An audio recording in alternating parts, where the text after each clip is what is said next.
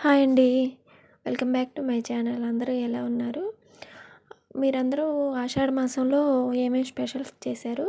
మేమైతే ఈ ఆషాఢ మాసంలో తెలంగాణలో అయితే బోనాలు అలా జరుపుకుంటారు కదా! మన ఆంధ్ర సైడ్ అయితే ఇలా దేవరమ్మవార్లకి సారె పంచి ఊరేగింపుగా సారె తీసుకెళ్తున్నారండి.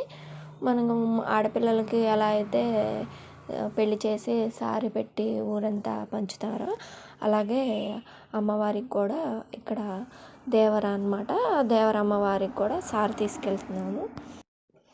ఇలా డబ్బులతో మనం ఏదైతే అమ్మవారికి సారె తెచ్చామో చీర, రవిక, పూలు, పండ్లు, తాంబూలం, అలాగే చలిమిడి, ముఖ్యంగా మన స్వీటు, హాటు, అలాగే మనం తెచ్చిన సారెలోని వస్తువులన్నీ ఇలా ఇంటి ఆడపిల్లలు, కోడళ్ళు అందరూ కలిసి ఊరు జనంతో కలిసి ఇలా గ్రామంలోని దేవాలయంలో అన్ని దేవాలయాల్లోనూ మరియు దేవరమ్మవార్ల దగ్గరికి వెళ్ళి సందర్శించి ఆ తర్వాత ఈ సారెని తీసుకొచ్చి మన దేవరమ్మవారి దగ్గర సమర్పిస్తారు.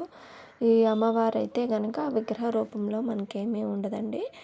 ఈ ఓన్లీ అమ్మవారికి సంబంధించిన వస్తువులైతే ఒక బుట్టలో, తాటి బుట్ట లాంటిది ఉంటుంది.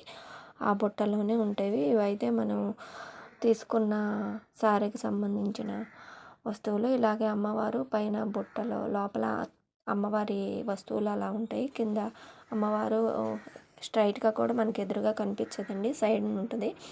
ఇలా అన్నీ సమర్పించాము. నచ్చితే లైక్ చేయండి.